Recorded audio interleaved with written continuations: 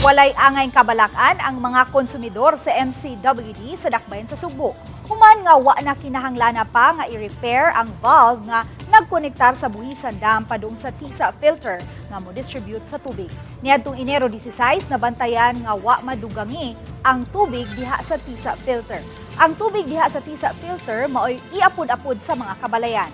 Kung nahitabo pa nga i-repair ang valve niini, mas daghang tubig gikan sa Buhisan Dam ang i-flash padung sa sapa ug posibleng maapektuhan gamay ang mga konsumidor. Apan sa gihimong dugang pakisusi, nasuta nga mga debris sama sa mga kahoy, bato ug lapok ang nakabara diay sa valve.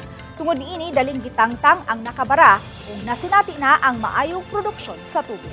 Is just about 5% of our total production. Atong total production karon moabot naman tag 310,000 cubic meters per day. So it's just about 4,000 ang atong gi-produce from Buhisan. So karon ma'am, maka fully ang 5,000 na niya nga production Ibalik na. ibalik